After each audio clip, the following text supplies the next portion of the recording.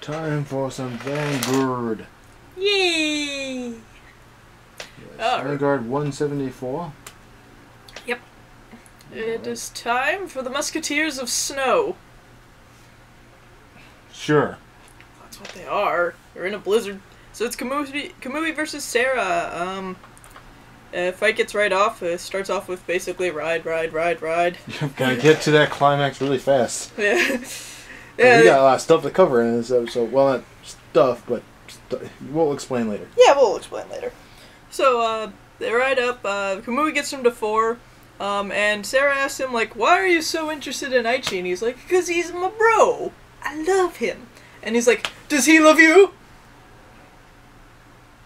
And he's like, the truth hurts, doesn't it? Just like this blizzard. He is so high. He is! I'm just like, oh god, why wasn't Roddy Musketeers? Anyway.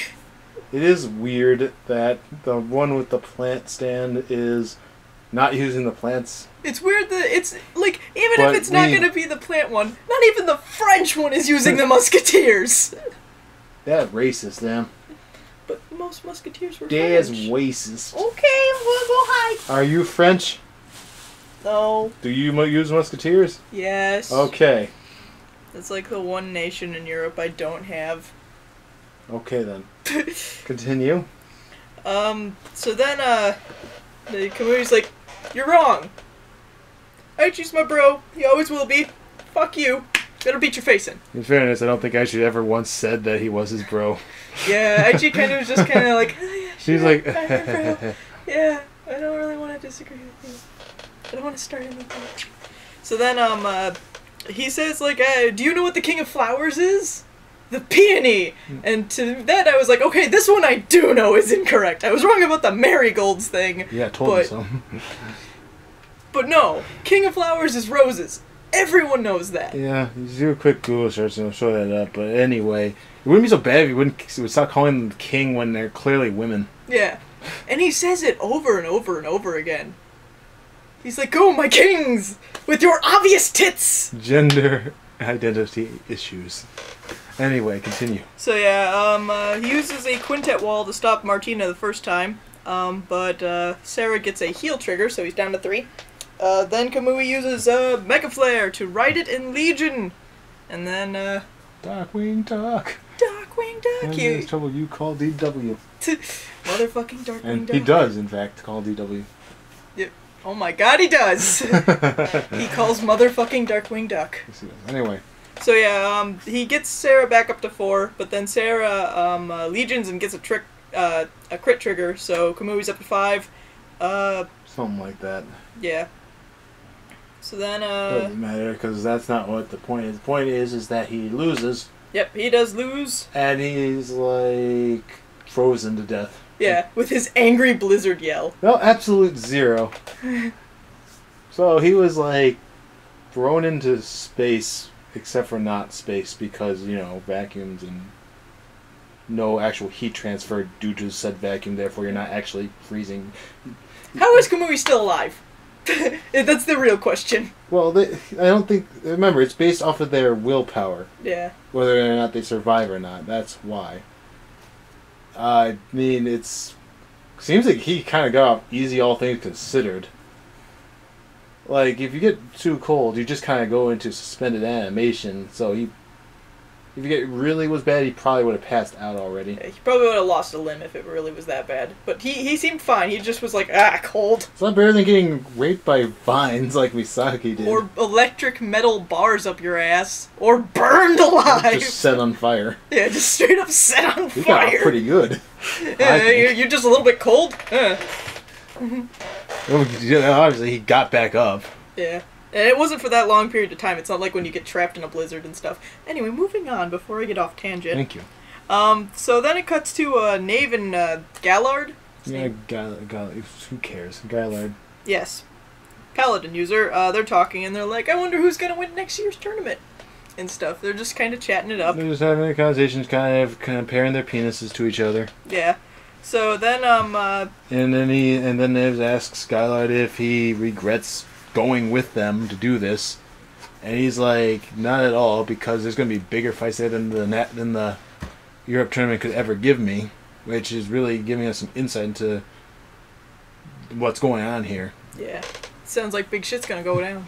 Like things, the only thing are going down, but they were chosen to do this of their own will, which means it rules out any Takuto shenanigans. Because you know how he just kind of likes kidnapping people and saying, "You work for me now." Glad the little bitch is dead. Just watch, he's gonna come back.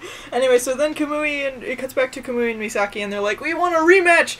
And Sarah and Roddy are like, "Dude, tournament rules, no re." Tournament rules, no re. And well, just best of one, so deal with it. Yep. So they just leave. But as they're leaving, Nave and Gallard say like, "No matter how many times they try to get up, we're just gonna beat them back down." And Gallard's not so sure. Yeah, he's a little bit worried, but he's like, "Ah, well, we're the ones handpicked by Aichi, who's still up there in a coma in his chair." Is he though? Yeah, is he? Is he just sitting in his chair? Aichi, you might want to get up. You're gonna get butt sores. I don't even know, and that's the thing. And actually, I'll talk about that at the end of this, but it makes me think some things. Because now that we're getting into the nitty gritty, we're actually doing something that Buddy Fight wishes it could do. Plot! Have plot and suspense. Yeah, I mean, I remember when we were watching this, you actually were saying, like, "Oh man, I want to know what's happening. I'm too used to Buddy Fight giving me instant gratification." Bad instant gratification. Yeah. Anyway, continue. So then, Roddy and Sarah are leaving there, and Roddy's like, "I'm so excited that I get to fight Misaki again." And Sarah's just kind of like, he kind of looks just looks at where, they came from and just kind of has this smirk. Excuse me. And Roddy gives him a hard time about, showing emotion. Yep. I just find it funny, though, he's all excited to fight Kamui. Yeah, was Miwa nothing to you? Yeah, it gives the implication that he can't wait to fight Kamui again. Which is funny, because it doesn't seem to ever bring up Miwa. Miwa always last place. Beat him up and left him in a freaking gym. Had his way with him and just left him there in the dust to find another. Anyway, so then,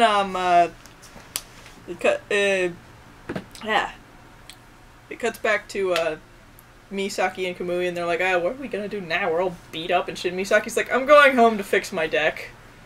And she's like, "There's gotta be room for improvement." And we just said, "Yeah, there is. It's called get in the one off of your dresser." Go with the dresser so we can get new cards. Oracle Think Tank hasn't had anything actually new Battle Sister in Legion. last year or two. Dude, even the stuff from the extra booster was mostly manga stuff. It's like, come on, give us more stuff. I don't want to have to keep waiting for another Fighters Collection order for things to happen. Deal with it. Forever Mirka. Anyway, so, yeah, Battle Sisters Legion needs to happen. I'll accept any Legion, really, at this point. I just want to see Think Tanks get something, even though they've effectively been replaced. Yeah. By, Genesis. Well, Kagero were supposed to be replaced by Narukami, and that didn't happen. They were brought together to find the Kagero, and then they did. Yeah. No one was looking for the Think Tanks. They're just there. CEO, go home so you can take back over your company. No. And I'll continue before we go on a bigger tangent. Yeah, so then, they decide to go home. It cuts back to Gallard and Nave, and their butler comes up and is like, Kai's doing it. Kai's is doing his stuff again. It's like, "Isn't that guy what you beat?" Nave says to Gallard. He's like, "Yeah, he's one of those guys who doesn't give up easily." Yep. And then the butler tells them that he's gone to a bit of an inconvenient place for us. Ren. And of course it's Ren. Because Ren's kind of the OP mode. Yeah. He only loses when it's relevant or when it's ham. But this most likely means, and confirms, that Ren knows something and has chosen... Well, it does confirm, especially after Kai confronts him about the Quattro Knights. Yeah, because Kai goes up to him again, he's like, "Do you know anything about these Quattro Knights?" And he's like, "Wait, no. First he's like, "Do you still not remember anything about Aichi?" And he's like, "Who is this Aichi guy?" And he's like, "He's my mate." And Ren's like, "Oh, I'm jealous. I don't want to be your mate." He doesn't say that. He's just super sarcastic about the whole thing. Yeah. But he's like just toying around with him until Kai brings up the Quattro Knights, and then he's like, "Oh, I guess you do know some stuff." Dull surprise. Yeah, he has the biggest dull surprise. Of course, it's all Ren can do. But the point is, he clearly knows something, and it looks like whatever he knows is going to be revealed to Kai in the next episode because they're going to have a fight. Which means we're going to see those other new Shadow Paladins. Abyss. Yeah, those Abyss dudes. With pink Mordred Phantom. Man, he's a man. Gotta wear pink. It's the only way Glory Maelstrom did it. And that's really where the episode stops. And next week we'll get that fight. And it should be glorious. So, Theory time! alright, let's talk about these things that I'm thinking.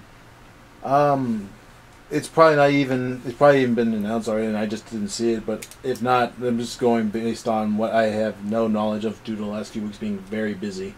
Yep.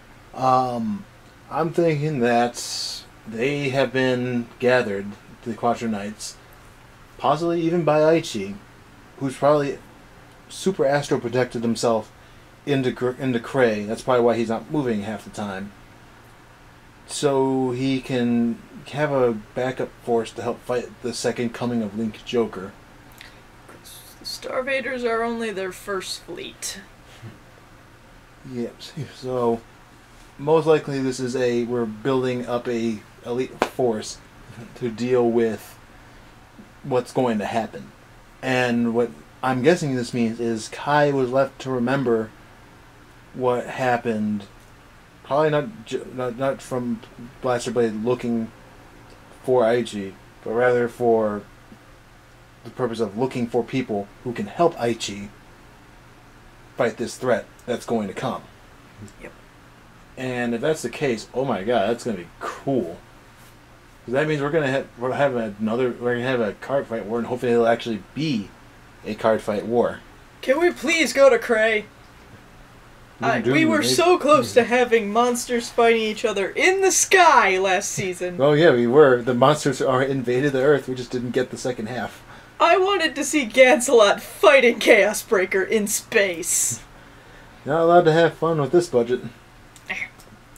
But the point is that either way, we'll have a whole force of people after they've gotten the strength to beat the Elite Four of this game. I'm about to call it this game too. It would make sense as to why all of the knights are using Justice clans. And whatever the hell Musketeers are. Musketeers fight for justice. They fight for their dragon thing. Yeah. They're bodyguards for the giant Sephiroth dragon. Yeah. It's not the same as D-Police.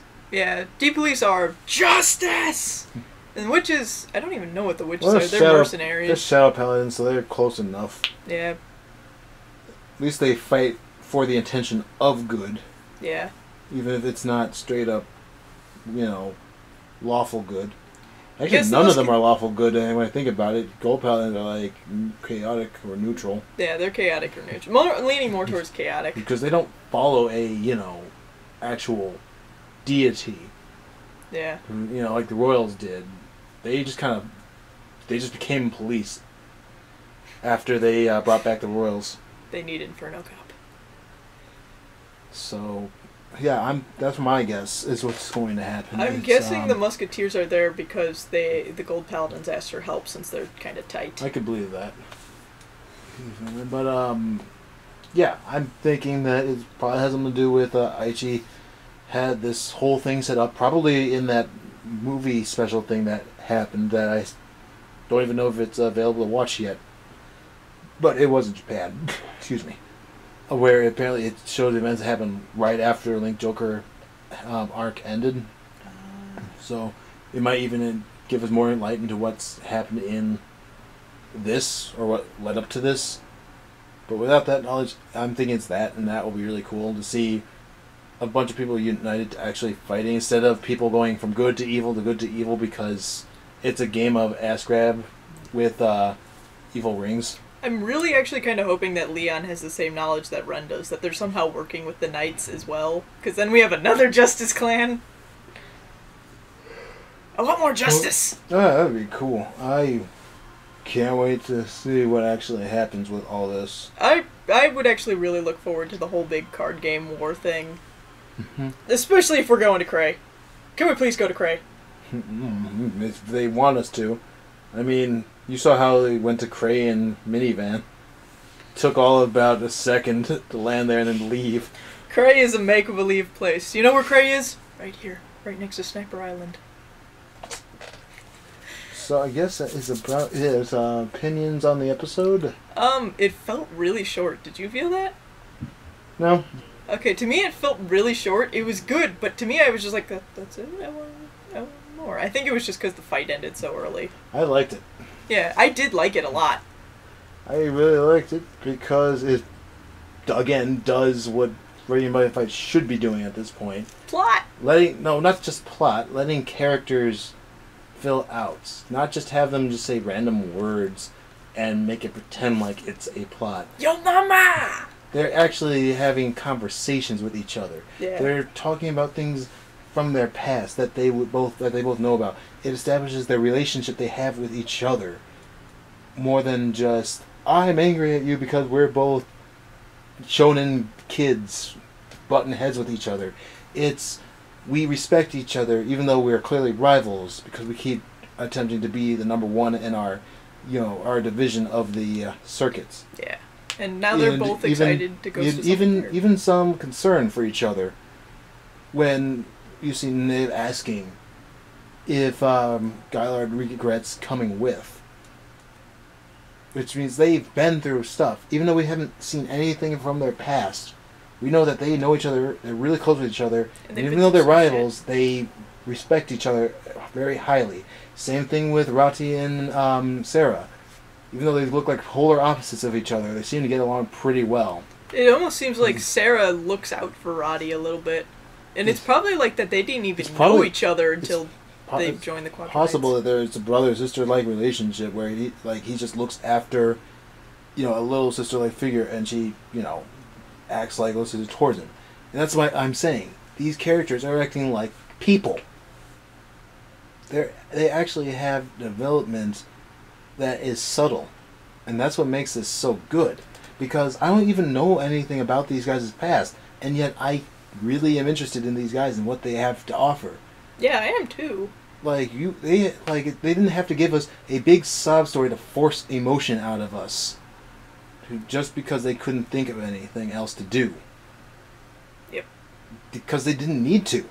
Yeah, you genuinely care about these people because Nave and Gallard obviously have this caring rivalry for each other, and Sarah obviously has this very big brother attitude towards Roddy. Those are exactly the things I just said. I know, but I'm like, it's like, you also kind of know that these, we now know that Gallard and Nave have known each other for a while, but I get the feeling that Sarah and Roddy have only just met because they became Quaternites. He's from South America, and she's from Central Asia. Yeah, so India. So, to me, that's interesting, and I want to see more of their relationship, because it's like, they've just met, but they're already learning to become so close with each other. At the same time, a plot we can tell is boiling. Mm-hmm. We don't know 100% what it is. We can make theories, but we don't know actually what's 100% happening. And yet, it's enough that we still want to find out. It's not, oh, this bad thing's happening, alright, resolved it. It's not, oh no, another bad thing's happening, resolved it. We're already going to have this big arc, we're going to cut it halfway through. It's actually setting up suspense. It's giving us time to learn to care about these characters for who they are, not because their backstory tells us we should care about them. Yeah, and this kind of actually reminds me of Kill la Kill, where we kind of knew that the villains were going to become more important once they started getting character development. Yeah, as soon as you see them get character development, you know they're going to be more important than just generic bad guys. We didn't get any character development with Ruga, and look what happened to him. Written out of the show like 14 episodes ago. That's terrible. What's a Danger World? Danger World hasn't got anything forever. Hey, remember when Kiri was learning how this game works? Remember when Kiri was a character? No. He hasn't, as far as I've seen, he hasn't touched a deck since episode 4. No. He's barely tried to learn the game other than, asking a question here and there twice. That or they have to bring in the fucking princess to do his job. Yeah. This is like night and day series. It's like, this is how you do a good anime. Yeah, Vanguard's doing its job, doing its homework. They didn't expect nothing less from the person who wrote the first season. It's like along with those Pokemon movies and specials I told you about. Yep. This guy clearly knows how to direct a series. If you haven't seen the third Pokemon movie, please go watch it. It's really good. Yep. If you like Silent Hill for kids, you'll love this. Oh yeah. And I know I do. But anyway, yeah, it's like, I know that, like, a lot of times, recently, we've been seen as the people who get mad at everything, but, no, this they only get mad at the Buddy Fight show because it's doing stupid stuff.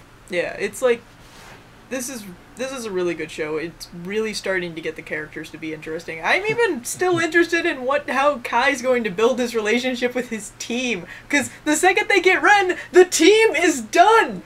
We have all the people from the ending in the Vanguard circles. This is true. But that's the thing. It's like, it's not since you brought it up, it's not that we're we just like look to hate things. It's just we have a standard for the stuff that we watch. Yeah. We don't want to watch crap.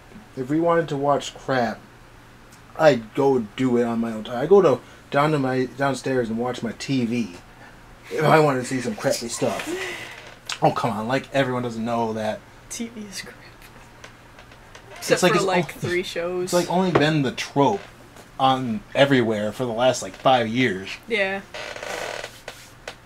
But, no, it's like, no, there's a standard that we hold things to. Even kid shows should be held up to a standard. Yeah, and this is a very good standard to hold them to. Yeah, Vanguard is a good example. It's actually trying. It's trying to have good characters. It's trying to have a good story that we have to stick around to watch. And even though they don't have a very large budget, they use it effectively. Yep, even though a lot of these characters don't move, their body parts, they still move. The camera pans are very effective. Yep, camera pans, motion blurring them when their monsters jump or whatever. It's like, it's very effective stuff, You don't have to do that much.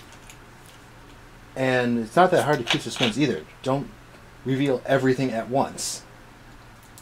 Don't hint at stuff.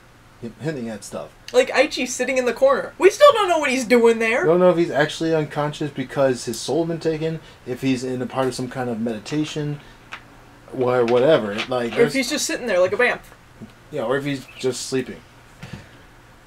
This is what we want more of. This is how you write a good show.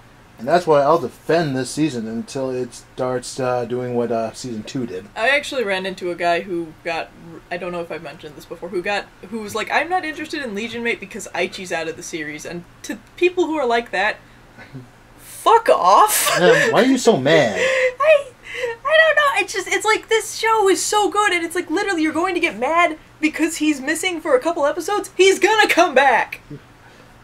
We'll probably come back. There's part in her angry outburst there, but It's like, I don't want to see people give up on this season because it's so good. I will admit that it's kind of a dumb reason to not want to watch the show just because Aichi's not in it, because between you, me, and the floorboards, Aichi's not that good of a character anymore. He was good in Season 1.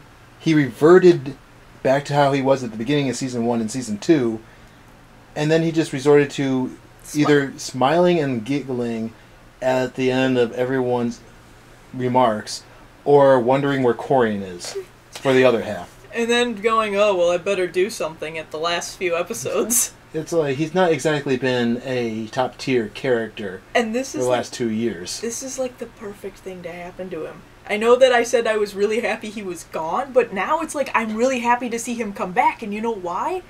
Because now he's going to come back with some new character development. He's gone on some journey, and is going to come back and explain it to us. He's going to be what he should have been in Season 3 more of. A mentor. Yeah. That's what he should have been in Season 3 more, was a mentor to Naoki and Shingo. They should have taken the role of being the new characters we focus on, while Aichi's just there to help them grow. And they looked like they were doing it at first, and then they forgot that they existed. And Naoki kind of taught himself the game. Yeah, he just literally taught himself the game off screen. We even saw tidbits of him playing, like, constantly, even into the night. And he just got better by himself. Because Aichi was just wondering where Corian was. That's not how you do this, people. But yeah, it's like, that or Aichi's gonna come back as the villain. There are two ways he's coming back. That's most also likely. a possibility too. He could even come back as a villain, and it turns out that something else entirely is happening that we don't know about. I know a lot of people on Pojo are saying he's going to come back playing Link Joker. I could even see that too. I want to believe, because of the stuff that we got in the most recent episode, that it's more likely that he's in Cray right now, trying to help the people there fight He's working Link with Joker. the Alfredo. Yeah, because now that we've seen, how Sarah and Rati have acted towards Kamui and Misaki, wanting them to keep fighting, it looks like either that he's testing them. that they're just testing them, and they're trying to, and based on Nave's words, trying to weed out the weak ones, or B, there's some split uniform split. What's the word I'm looking for here? Sides. Divisions or divisions? People are looking for different things for being in these Quaternights. Yeah. There's this different reasonings. Split motivation. Yeah. Motivations. Bah, I can't. Sorry. There's split motivations. Everyone's here, but they have different reasons for being there. That, or it could also even be that Aichi is trying to make everyone forget and stuff because he wants to protect them from what's going to happen. Although that would probably be the worst case scenario, because that means Aichi thinks that Kai and Ren and everyone isn't good enough to help him fight this problem, even though Kai and Ren have clearly shown that they fight on his par. Or better. On a consistent rate. So even then I couldn't think that would be the case. Yeah. If it is, it'd be kind of weird. I would rather it be either he is using Link Joker and he's a villain, but there's split loyalties. That's what I was looking for originally. Split loyalties in the Quaternights, or the Quaternights were summoned to help Aichi with defending the planets, both Cray and Earth, from the threat of Link Joker. Either one of those would be an interesting way to go with if they set it up properly. And I can't wait to see which one we get. Yeah, I'm very excited. Once again, this is how you do a season. Yep, so let's see here. Quite for some more episodes of us playing card games next. Let's see. We might have a deck profile because Booster 13 stuff is finally getting completed. Yep. And I guess we'll see how much longer we do. But if we're going into a new arc, a new season, effectively. We're giving it like a few episodes. We're going to give it a few episodes because now we're going into a plot again, and if it actually sticks around for more than 3 episodes, then that means we'll actually have something happening for once, and it'll be actually worth at least kind of looking at. Otherwise, Arc 5 will finally get its chance to officially be in the roster of things that we get to review, because again, like we mentioned, we're busy with school and work, yeah. careers. Life has been heavy. Yeah, life has a lot of things that happen, so hence why I'm sorry I got angry. I think I'm just stressed. I can see that. I guess that's about everything, so I guess till next time, just remember stuff. I don't freaking know. But yeah, see ya everybody.